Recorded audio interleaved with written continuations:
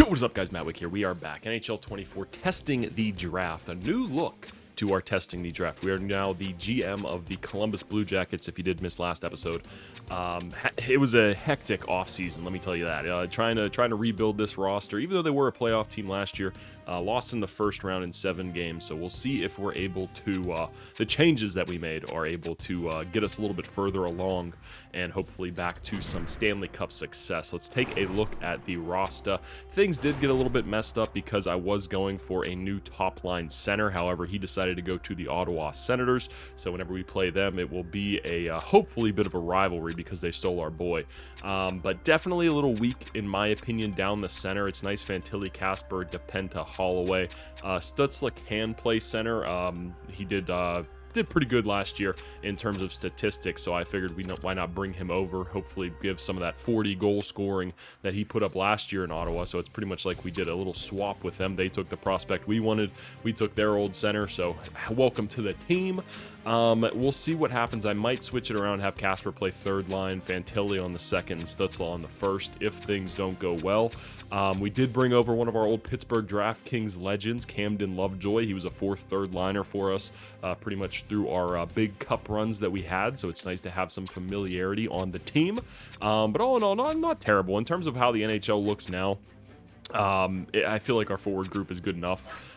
Defensively, we did bolster this up a little bit, added the other Juracek brother to the roster, so now they can play together. We also got back Andrei Popov, who was a former first-round pick of the Columbus Blue Jackets. Just a one-year deal, pretty expensive, but I felt like, we get a nice, legit number one defenseman. 87 overall in this is a number one overall defenseman here in 2040. And then our first-round draft pick, Tommy Emerton, is ready to play, so hopefully he has a good season and gets some nice growth.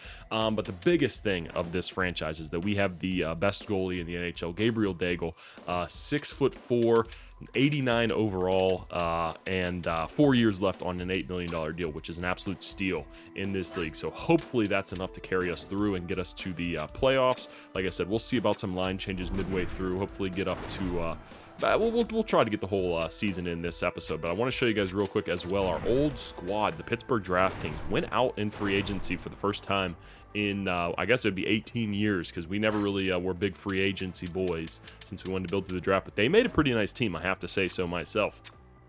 So it's still going to worry me with them is where the goal scoring is going to come from. But this Brady Randall, who we took in the 5th round in 2037, 83 overall now. Don't know what he was whenever we left, but damn, what a growth spurt for him, especially for being in the 5th round. So not too shabby for their low elite there.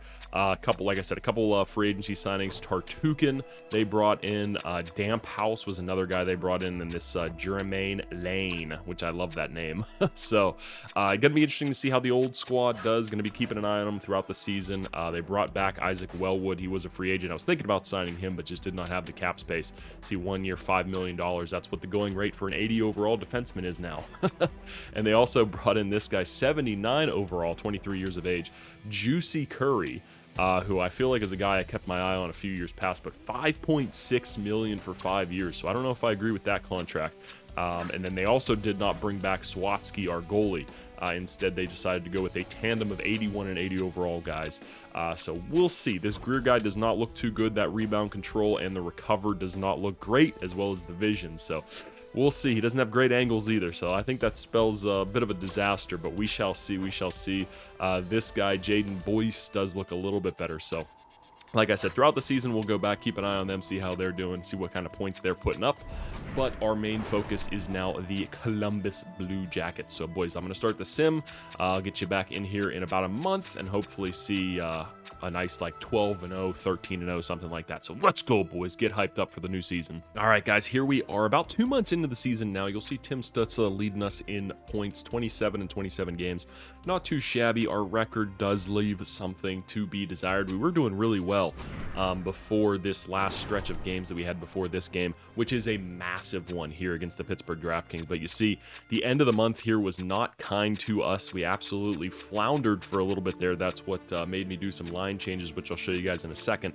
Then we're going to go period by period against the Pittsburgh DraftKings, who are in the tank. We're one of the worst teams right now in the NHL, which is a little disappointing to see. The second or third worst team, I guess I should say, in the NHL at 9-17-2. I thought with that roster they'd be able to do a little bit better, but man, it was definitely time for a rebuild over there in Pittsburgh.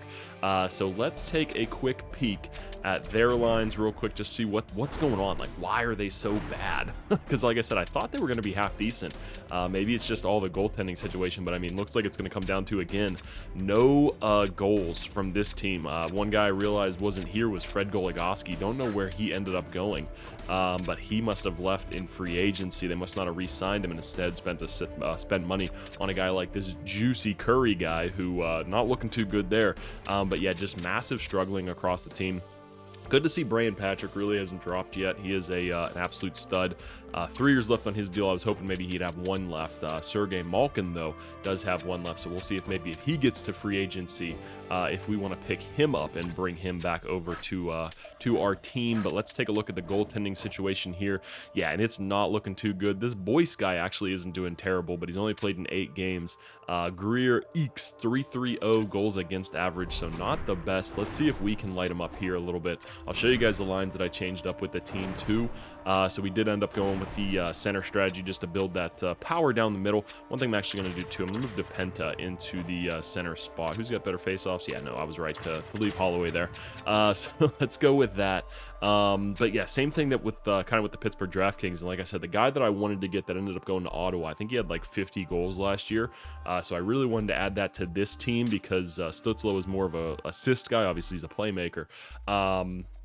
And him showing his bottom 6 really isn't giving me a lot of hope, but we haven't signed for 2 years. Okay, so maybe if we aren't in a playoff spot by trade deadline, we get rid of him because he is going to start dropping like a rock, which is a little bit disappointing because we had high hopes for him. But yeah, goal scoring for this team is tough to come across right now, so maybe if we do trade Stützle, we end up looking at someone who can maybe fill the net a little bit more because that is what this team needs right now. Defensively, Popov, I wish he was doing a little bit better, only a +1. But other than that, the rest of the defense is doing pretty well. Emerton with a -3, but he is young, so hopefully he gets his legs under him. But yeah, let's go into this game against the Pittsburgh DraftKings, see how it is. Where is this game? Is this at home? Yes, so it's at home, so we don't get a warm ovation from the fans. Unfortunately, we brought 5 Stanley Cups there over an 18-year period, so absolute domination. But it's now a new regime, and it's not me, so let's beat the shit out of them, boys. What do you say? First period, let's go. This is playoff-like atmosphere here in Columbus right now, so let's go. First period. Okay, good start. Stützle gets one. 17 shots for them, though, so they are trying to fill the net, but Daigle maybe in net is holding strong. So second period, boys, come on, do me proud. 3-1, there we go. Popov gets a shorthanded goal. Boy, we were plagued by those and we were there.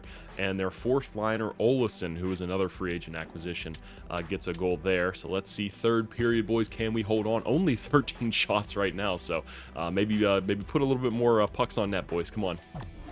And yes, we are able to hold on. Brust gets a power play goal, but Smith gets one at the end there to seal the deal. And against our former team, we get a first blood, kind of. So we'll see maybe throughout the season. I'll bring you guys back in for those games, and we'll go period by period. So let's see, do we have them again this month? We do not. So let's keep simming along. Hopefully the record starts looking a little bit better after that little skid that we had. We are now on a 3-game win streak. So let's go, boys. We're looking for playoffs year 1. All right, guys, so here we are, another game against the Pittsburgh DraftKings. This time, we are going to be at their barn, and as you can see, they are still struggling mightily, 22, 31, and 6. Does that put them still third last in the NHL? So they're holding steady there. It seems like that's going to be their ceiling for this year. And I don't know what it is, but with our team, we get 6 to 7 games between playing them. We absolutely fall off. So I don't know if the team's just getting nervous that we have to go to Pittsburgh and my old stomping ground, but it's just, I don't know what's going on with that. But Tim Stützle is still leading the team in points. I did find out where Fred Goligoski went. He did go to the Philadelphia Flyers, which pretty interestingly, I was looking at possibly trading for him.